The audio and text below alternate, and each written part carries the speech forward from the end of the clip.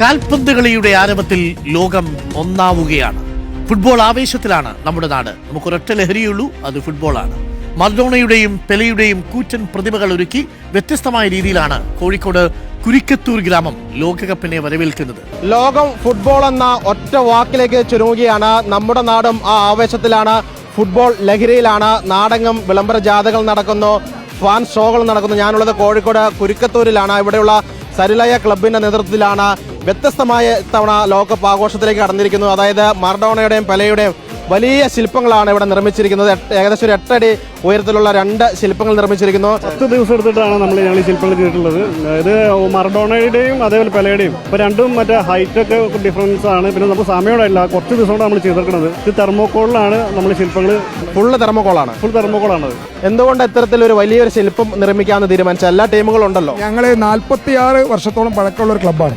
ഒരു ഫുട്ബോളിനെ വല്ല ജീവന തുല്യം, കക്ഷി രാഷ്ട്രീയത്തിന്റെ ഒക്കെ അപ്പുറത്തേക്കുള്ള ഒരു പ്രസരം കളിയിൽ ഞങ്ങൾക്ക്. കോപ്പ അമേരിക്കയും ഞങ്ങൾ ബിഗ് സ്ക്രീൻ വെച്ചിരുന്നു. പക്ഷെ ഇത്തവണ കുറച്ചുകൂടി കളർഫുള്ളാണ്. സ്വാഗതസംഘം കൺവീനറും ചെയർമാനും ജർമ്മനിയാണ്. അവരെ ഞങ്ങൾ രണ്ടാളെ അങ്ങനെ ആക്കിയത് കപ്പ് അർജന്റീനയാണ് അടിക്കുക. അപ്പോൾ ക്ലബ്ബ് എടുത്തൊരു സമീപനം, അവർക്ക് ടെൻഷൻ ഇല്ലാതിരിക്കാൻ കൺവീനറെയും ചെയർമാനെയും ജർമ്മനിയാക്കി. അത് വെറൈറ്റി ആട്ടോ. കൺവീനറും ചെയർമാനും ജർമ്മൻകാരാണ്, പക്ഷെ പ്രതിമ നിർമ്മിച്ചിരിക്കുന്നത് ബ്രസീലിന്റെ അർജന്റീന. അതുകൊണ്ട് അങ്ങനെ ഞങ്ങൾ ഒരു ചരിത്രമുണ്ട്. ജർമ്മനിക്കുള്ള ചരിത്രം ഫുട്ബോളിൽ ആർക്കുമില്ല. കാരണം 4 കപ്പ് 8 ഫൈനല് ജർമ്മനി ചരിത്രത്തിലുള്ളതാണ്. പോരാത്തതിന് ഫുട്ബോൾ മാന്ത്രികൻ മറഡോണന്റെയും ഇപ്പോഴത്തെ മാന്ത്രികൻ മെസ്സിന്റെയും ടീമിനെ ഫൈനലിൽ തോൽപ്പിച്ച് കപ്പടിച്ച ഏക ടീം ജർമ്മനിയാണ്. കപ്പ് കൂടുതലും ഉണ്ടായത് ബ്രസീലല്ലേ? ബ്രസീലായിക്കോട്ടെ, തൊട്ട് താഴെ ഞങ്ങളുള്ളത്. തൊട്ട് താഴെയും ഞങ്ങളാണ്. കൂടുതൽ ഫൈനൽ കളിച്ചത് ഞങ്ങളാണ്. ഇവർ ഞങ്ങളൊരു അസൂയൊക്കെ ഉണ്ട്, അത് നോക്കിയിട്ട് കാര്യമില്ല. ഏതായാലും കുറെ നെയ്മറുണ്ട്, കുറെ കുഞ്ഞു മെസ്സിമാരുണ്ട്. നമുക്ക് അവരോടൊക്കെ ചോദിച്ചു നോക്കാം. നോക്കിയേ, എന്ത് സൗഹൃദത്തിലാണ് നോക്കിയേ. നെയ്മർ മെസ്സി ഒരുമിച്ച് നിൽക്കുന്നു. മെസ്സി എത്ര ഗോൾ അടിക്കത്തവണ ആലോചിക്കുക? 4. നെയ്മർ എത്ര ഗോൾ അടിക്കും? 5. അപ്പൊ നെയ്മറാ കൂടുതൽ ഗോൾ അടിക്കുന്നത്. ആരാ ജയിക്കുക? ബ്രസീലാരോട് ചോദിക്കണ്ട. ബ്രസീൽ ജയിക്കുന്ന? ബ്രസീൽ ജയിക്കില്ല. ഇവിടെ പെലെ മറഡോണയ്ക്ക് പ്രതിമയുള്ളത്. CR7 പ്രതിമ കാണുന്നില്ലല്ലോ. കാണുന്നില്ല.